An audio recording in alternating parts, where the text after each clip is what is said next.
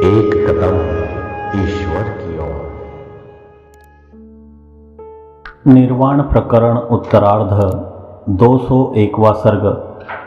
गुरु द्वारा पुनः आदर पूर्वक पूछे गए श्री रामचंद्र जी ने पूर्णानंद में अपनी विश्रांति प्रकट की। यह वर्णन श्री वाल्मीकि जी ने कहा। इसके पश्चात नीचे सभा प्रदेश में जब धीरे धीरे साधुवादों का तांता शांत हो चुका, ज्ञानोपदेश पाकर राजगण विकसित वदन हो गए, संसार भ्रांति के विलीन होने पर लोग अपनी अज्ञान अवस्था के चरित्र को स्वयं ही तत्व की ओर पूर्णतया अग्रसर हुए, चित्त से हंसने लगे। सभागत विवेकी लोग चित्तवृत्ति के प्रत्येक प्रवण पूर्वक चिदेक रसानंद के सम्यक आस्वादन में तत्पर हो ध्यानावस्थित की तरह शांत हो गए। भ्रातृ सहित श्री रामचंद्र जी गुरु के आगे गुरुजी के दीप्तिमान मुख पर टकटकी लगाकर हाथ जोड़े पद्मासन बांधे बैठ गए तथा महाराज दशरथ ध्यानस्थ से होकर अपने अंदर आदि मध्य और अंत में पवित्रता बढ़ाने वाली अलौकिक जीवन मुक्ति स्थिति का अनुभव कर रहे थे।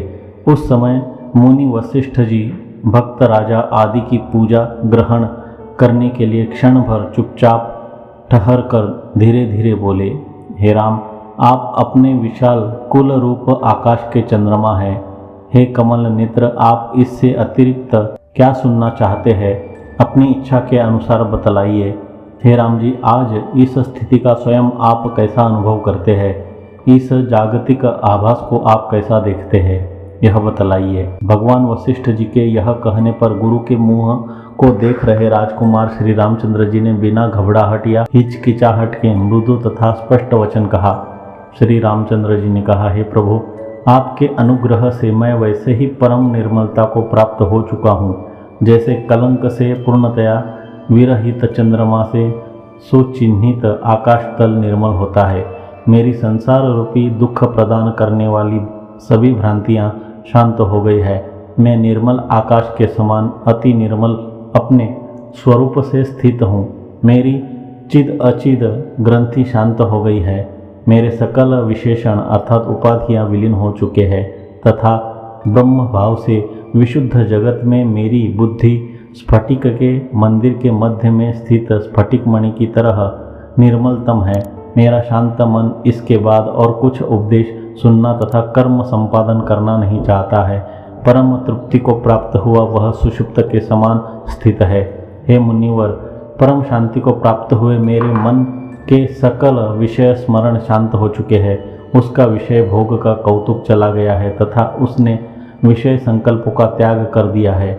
मैं जगत के विषय में मानसिक विषयालोचन रहित, जिसमें फिर बोध नहीं है, ऐसा ऐन्द्रिक विषयालोचन रहित निरामय होकर सोता सा हूँ। पूर्ण रूप से निर्वाण को प्राप्त हूँ, शांत हूँ। यहाँ पर इव शब्द सुषुप्त भान के भी मिथ्या होने से तुर्यावस्था में अवस्थिति का द्योतक है। पूर्व की आशाओं से विललित शरीर में आत्मबुद्धि से स्थिति का उपहास कर देदीप्यमान अर्थात फड़क रही आपकी सुक्तियों से इस समय स्वस्थ होकर निस्संदेह स्थित हूँ। न उपदेश से, न उपदेश प्रयुक्त अन्य प्रयोजन से, न शास्त्रों से, न बंधु बांधवों से और न इन सब के त्याग से ही मेरा कोई प्रयोजन है, जिसमें केवल प्रत्यगात्म मात्र में चित्त प्रतिष्ठित रहता है। ऐसी अविनाशिनी अर्थात नित्य जीवन मुक्त स्थिति का मैं स्वर्ग में साम्राज्य के असुरादि के क्षोभ से वर्जित जो स्थिति है उसके तुल्य ही अनुभव करता हूँ। मैं बाह्य दृष्टि से, जिसमें नेत्र आदि अंग है, ऐसी स्थिति को प्राप्त होकर भी जगत को आकाश से भी अत्यंत निर्मल एकमात्र चिन्मात्राकाश रूप ही देखता हूँ।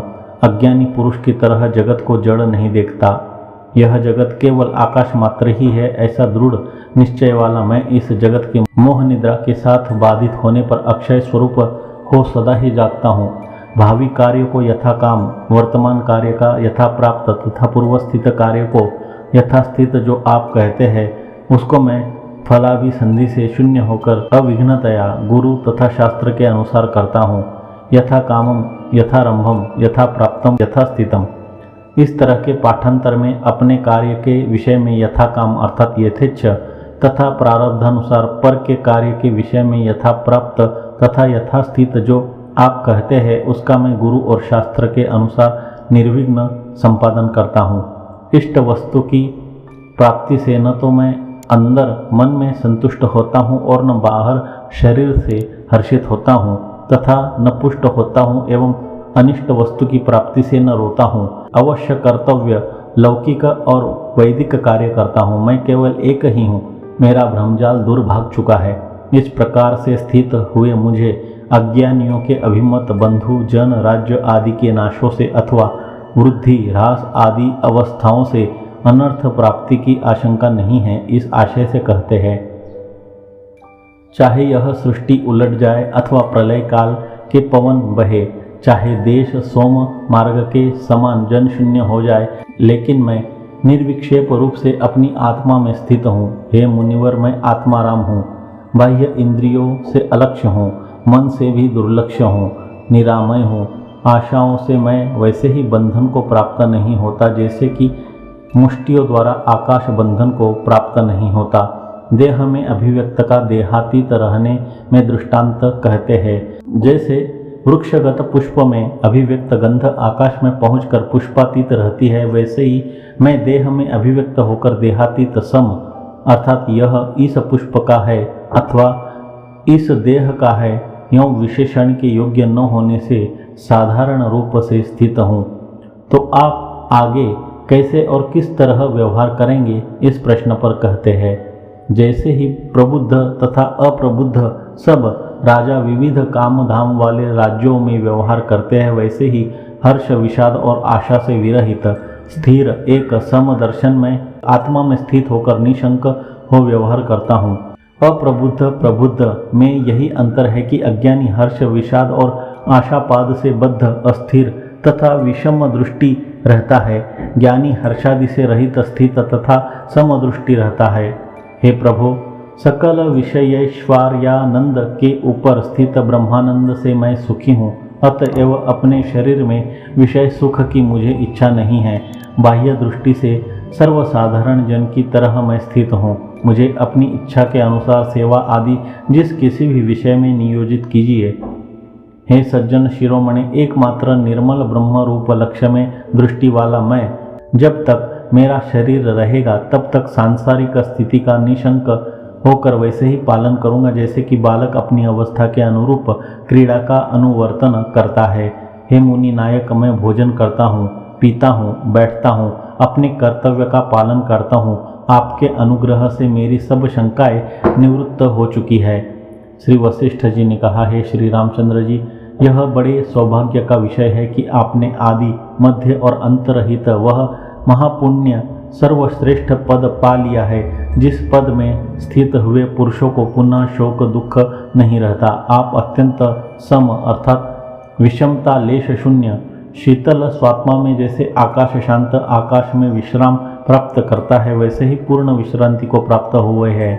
बड़े हर्ष की बात है, आप सर्वथा शोक दुख शून्य हो गए हैं। बड़े आनंद का विषय है कि आपको उत्तम स्थिति प्राप्त हो गई है एवं महासौभाग्य की बात है कि आपकी इस लोक और परलोक में दृष्ट अदृष्ट और श्रुत अनर्थ शंका की निवृत्ति हो गई है। हे पुत्र, हर्ष है कि आपने आत्म तत्वज्ञानी होकर बोध से रघुवंशियों की अतीत वर्तमान और भावी कुल संतति को पवित्र कर दिया है। हे रघुनाथ, इस समय आप मुनि नायक श्री विश्वामित्र की इस यज्ञ विघ्न निवृत्ति की अभ्यर्थना को पूर्ण कर पिता के जीते जी उनकी आज्ञा से राक्षस वध द्वारा पृथ्वी का पालन कर स्थित होइए। हे सौभाग्यशाली राघव, आप सरीखे महापुरुष कुल दीपक से युक्त पुत्र पौत्र सेवक बंधु बांधव पैदल सिपाही रथ गज और अश्व समुदाय के साथ सब रघुवंशी शरीर में निरोग निर्भय और घरों में सदा उदय वाले हो। 201वां सर्ग समाप्त।